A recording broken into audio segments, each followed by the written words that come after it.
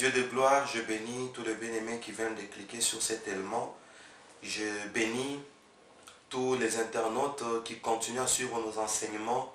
Que ce temps soit un moment fort de la découverte de la parole. Que ta parole nous sanctifie, nous amène à la dimension dans le nom merveilleux de Jésus-Christ. Amen. Merci de votre fidélité sur notre chaîne de référence et d'édification, la chaîne de l'Assemblée messianique de ma campagne avec votre humble serviteur de tous les jours, le berger Moïse Lushiku Malou. Bien-aimés, nous évoluons avec cette découverte. Quand l'ange Gabriel m'est apparu, il ajouta pour me poser la question, sais-tu pourquoi le Seigneur, notre maître, avait maudit un figuier? Le figuier maudit. Voilà notre chapitre suivant. C'est dans le livre de Matthieu, chapitre 21. Je vais lire le 19e verset jusqu'au 21e. La Bible dit, voyant un figuier sur le chemin, il s'en approcha, mais n'y trouva que de feuilles. Et il lui dit, que jamais fruit ne naisse de toi. Et à l'instant, le figuier sécha. Les disciples qui virent cela furent étonnés et dirent, comment ce figuier est-il devenu sec en un instant?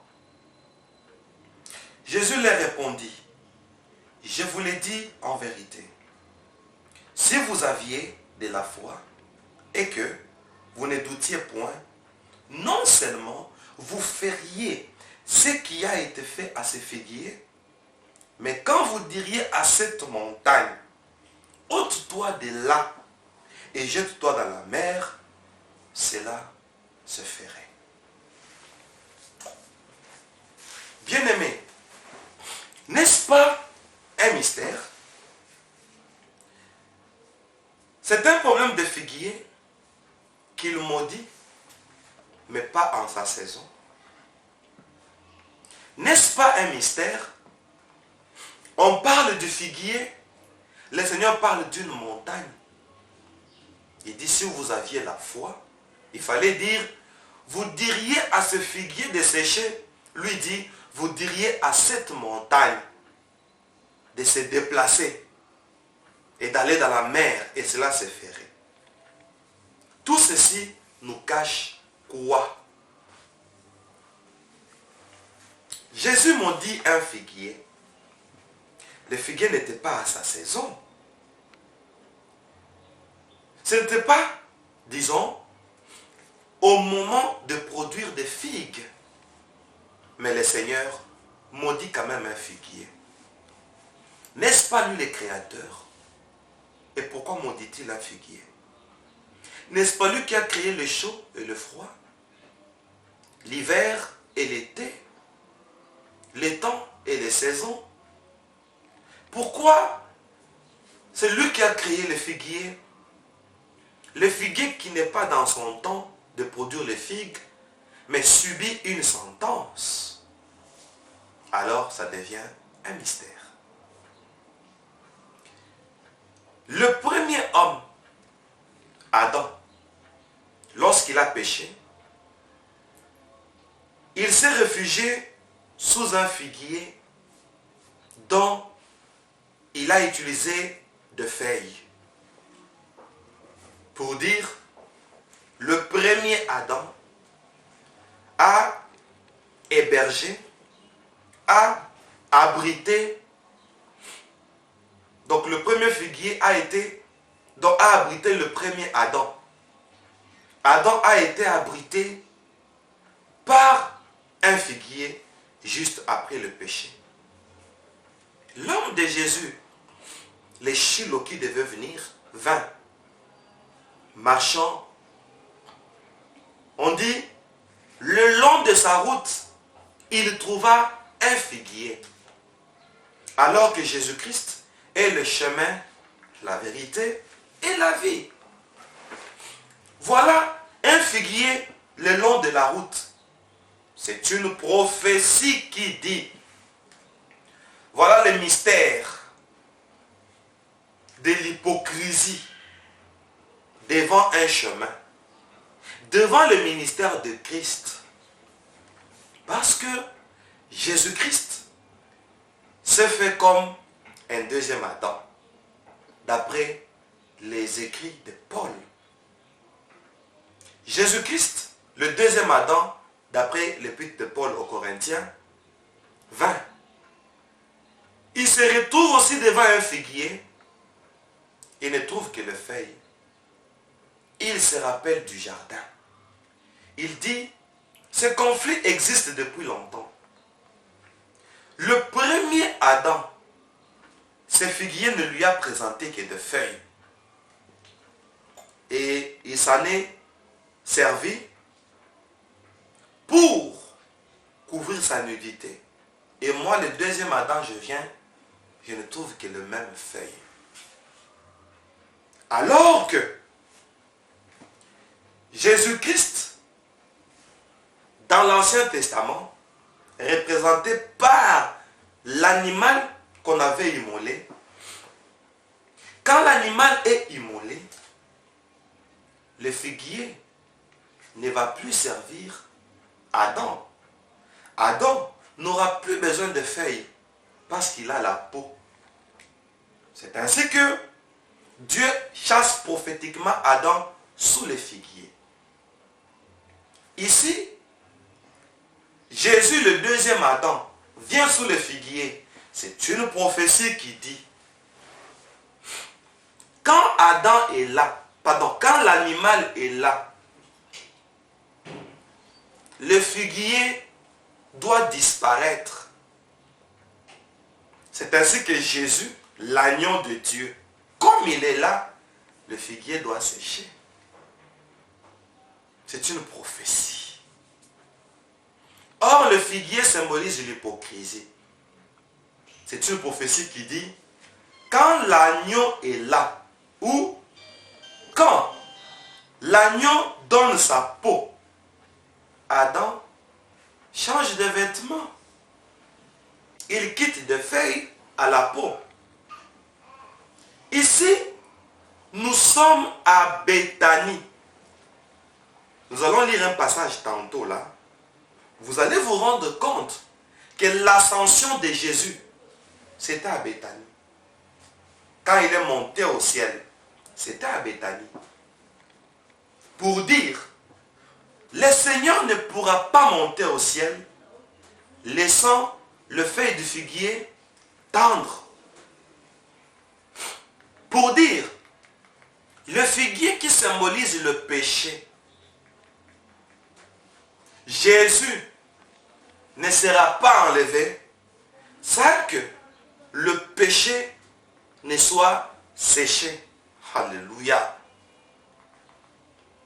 Jésus s'est dit, ça c'est quel figuier sur ma route. Ce qui veut dire, ça c'est quel mystère dans mon ministère. Et le Seigneur est le seul à mettre fin au mystère de feuilles du figuier qui symbolise l'hypocrisie. Le fait de sécher le figuier, ça veut dire le Seigneur est le seul à mettre fin à la vie de l'hypocrisie. Bien-aimés, nous sommes à la même scène. Au temps d'Adam, le premier Adam. Jésus-Christ veut que Adam ne dépende pas de feuilles de figuier. Il dit, toi figuier, le premier Adam, tu lui as présenté les feuilles. Et moi je viens comme deuxième Adam. Tu me présentes toujours les feuilles. Alors sèche. Quel mystère. Bien-aimé dans le Seigneur, Jésus ne veut pas qu'Adam dépende du figuier. C'est ça. Voilà pourquoi le Seigneur dit vous aviez la foi, vous diriez à cette montagne, lève-toi, jette-toi dans la mer. C'est toujours dans Matthieu chapitre 21, verset 19 jusqu'à 21. Pourquoi Jésus parle du figuier, mais annexe l'image de la montagne? Il veut dire que le figuier et ses feuilles symbolisent le mystère de l'iniquité. De deux, la montagne symbolise l'obstacle. Le figuier et la montagne prennent une symbiose parce que le Seigneur veut nous faire voir que cette histoire du figuier, le long de la route, pendant que Jésus est la route, pendant que Jésus est le chemin, mais il y a un figuier le long du chemin. C'est une prophétie qui dit ce qui fait obstacle au ministère de Christ, c'est l'hypocrisie. Le Seigneur ne voudra pas que dans son ministère, le long de sa route, que l'hypocrisie règne. C'est pourquoi sur la route où était le Seigneur, il n'a pas voulu voir un figuier. Il prophétise pour dire, je suis le chemin, la vérité et la vie. Je ne voudrais pas que sur mon chemin, qu'il y ait des hypocrites. Le Seigneur met un terme à l'hypocrisie en séchant le figuier pour que nous, vous et nous ne fassions pas comme Adam. Alors, il nous prépare le chemin. Jean-Baptiste a préparé le chemin du Messie. Il nous a présenté le Messie. Et le Messie est venu sur le chemin. Il a séché le figuier. C'est prophétique. Pourquoi il voit le figuier comme un obstacle? Parce que le figuier est symbolisé ici à une montagne. Oui, c'est un obstacle.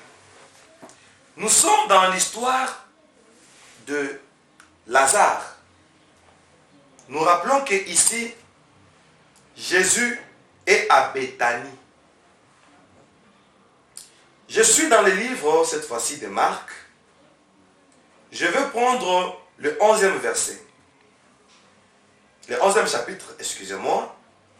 Je prends le 12e verset. Marc 11, 12 à 14. Le lendemain, après qu'ils furent sortis de Béthanie, Jésus eut faim. Apercevant de loin un figuier qui avait de feuilles, il alla voir s'il trouverait quelque chose, et s'en étant approché, il ne trouva que de feuilles. Car ce n'était pas la saison de figues. Prenant alors la parole, il lui dit que jamais personne ne mange ton fruit, et ses disciples l'entendirent.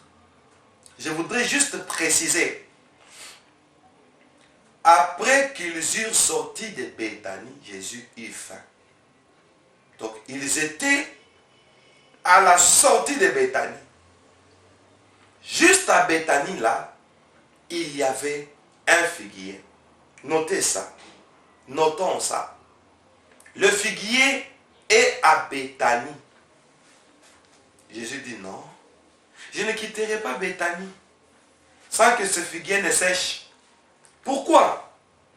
Parce que dans Jean 11, verset 1er, nous allons lire pour une meilleure compréhension. Jean chapitre 11, le verset 1er. Il y avait un homme malade, Lazare de Béthanie. À Béthanie, il y a Lazare. À Béthanie, il y a un figuier. Donc, le Seigneur veut faire quelque chose. Il s'est dit, voilà, Ici, il y a Lazare. Ici, il y a Béthanie. Il y a le figuier. Si le figuier sèche, autrement dit, si le figuier meurt, Lazare doit ressusciter. C'est prophétique encore. Le Seigneur ne voudra pas que Lazare meure et que le figuier reste en vie. Il veut que le figuier meure pour que Lazare ressuscite. Parce que tout se passe à Béthanie. Et je vais aller plus loin. Dans Luc, chapitre 24, je vais prendre le 50e verset jusqu'à 51. Regardons ce que la parole de Dieu nous dit. Il les conduisit jusque vers Béthanie. Et ayant levé les mains, il les bénit. Pendant qu'il les bénissait, il se sépara d'eux et fit enlever au ciel. Voyez-vous, Jésus est monté au ciel. Nous sommes à Béthanie. Donc, le Seigneur a des objectifs sur Béthanie. Il s'est dit, je ne monterai pas au ciel sans que ce figuier ne sèche. Et il s'est dit encore, je ne monterai pas au ciel sans que Lazare ne soit ressuscité. Qu'est-ce que la prophétie veut nous dire sur la mort du figuier et la résurrection de Lazare? Ceci veut dire, dans Jean chapitre 15, verset 15, et nous allons garder toujours le livre des Jean, Jean 15, 15. La parole de Dieu nous dit ceci. Je vais lire le verset 15. Je ne vous appelle plus serviteur, parce que le serviteur ne sait pas ce que fait son maître. Mais je vous ai appelé ami, parce que je vous ai fait connaître tout ce que j'ai appris de mon Père. Qui est un ami? C'est au-delà d'un serviteur. C'est celui à qui le Seigneur a appris tout ce que lui aussi a appris de son Père. Donc l'ami du Seigneur, c'est celui qui a la révélation. Curieusement, dans Jean 11, le verset 11, les Écritures déclarent, attention, après ces paroles, il leur dit, Lazare, notre ami, dort, mais je vais les réveiller. Voilà pourquoi Lazare est ressuscité. Parce que c'est un ami de Dieu.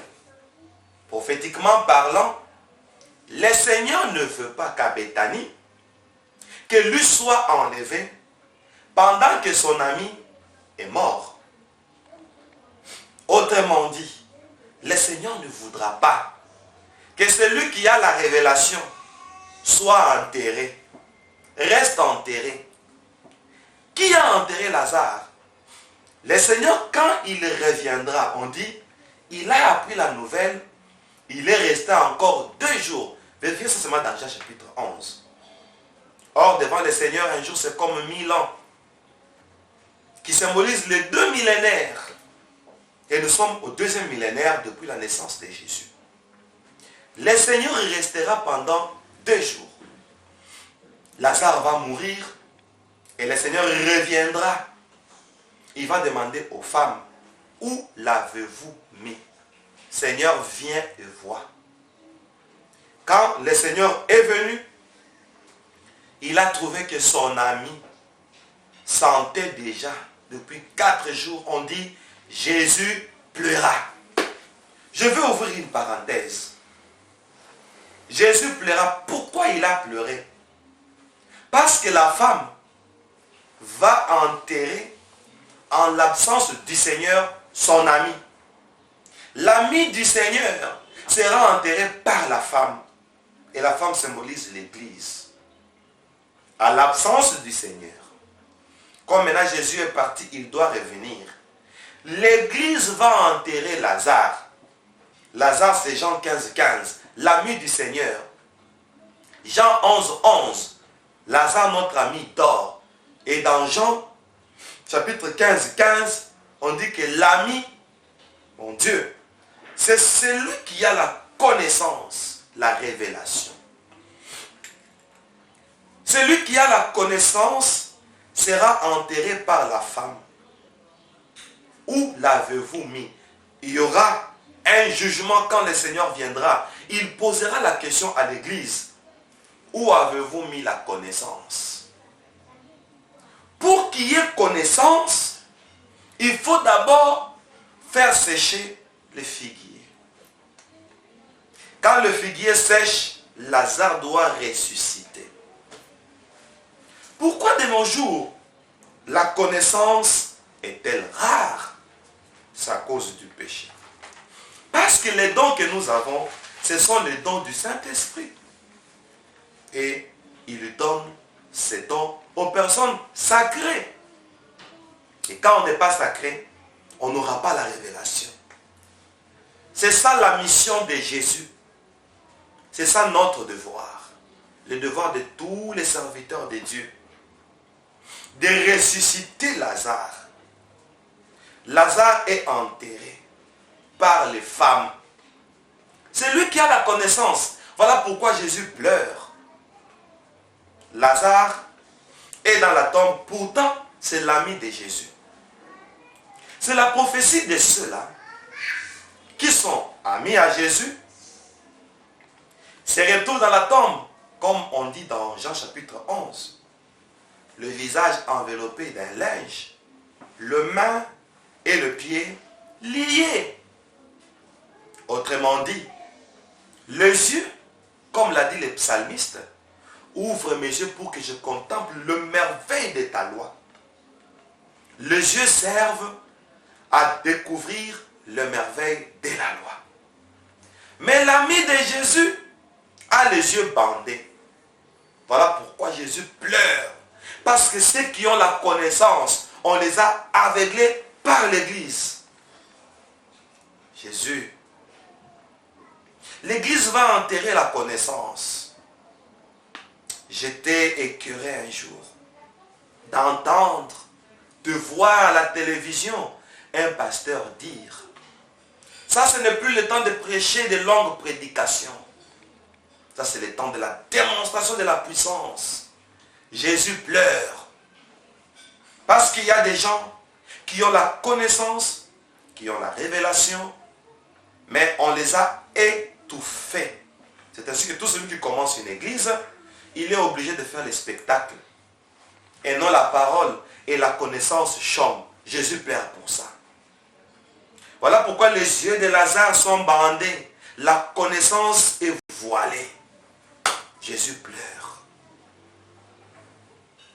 Les mains de Lazare sont liées. Ce qui veut dire, comme l'Échilo a dit, ceux qui croiront à mon nom, ils saisiront les serpents. Voilà, celui qui a la connaissance n'a plus le pouvoir sur les serpents. Les mains sont liées. Et les pieds sont liés. Pourtant, le pied symbolise les ailes de l'évangile. Mais celui qui a la connaissance, Lazare, a le pied lié. Ce qui veut dire, les gens qui avaient la connaissance et la révélation avant, un moment arrivera, ils vont se retrouver sans ailes de l'évangile. Mais ils sont dans les ministères. Qu'est-ce qu'ils font? Ils nous prêchent des hérésies, qui sont les accessoires, parce que les pieds sont liés. Bien-aimés dans le Seigneur dit, non, je n'irai pas au ciel parce qu'ils sont à Béthanie. Je n'irai pas au ciel sans que mon ami Lazare ressuscite. Pour dire, le Seigneur veut que Lazare soit délié. Nous sommes à Béthanie. C'est-à-dire, déliez-les et laissez-les aller. Ce qui veut dire, ôtez la confusion. Ôtez les voiles qui se trouvent sur votre visage. Parce que la Bible dit, vous mourrez dans vos péchés. Le péché nous conduit dans la tombe. Ce qui veut dire, le péché nous voile. Parce que c'est comme ça qu'on a enterré leur mort. On le voilait. Celui qui est dans le péché est voilé. Celui qui est dans le péché perd le pouvoir sur les serpents, qui est là, le diable, le serpent ancien. Celui qui pêche, c'est-à-dire celui qui est dans la tombe, on lie ses pieds. Voilà pourquoi l'évangile d'aujourd'hui, vous sentez que la vraie doctrine, la saine doctrine, la parole révélée n'est plus prêchée. Pourquoi? Parce que Lazare s'est retrouvé dans la tombe. Parce que l'ami de Jésus, c'est-à-dire celui qui a la connaissance, il s'est retrouvé dans le péché. On a lié ses pieds. Prochainement, notre nouveau chapitre, le figuier étendra ses branches. La Bible dit, lorsque vous verrez le figuier étendre ses branches, que celui qui lui fasse attention parce que ça annonce l'été, la sécheresse.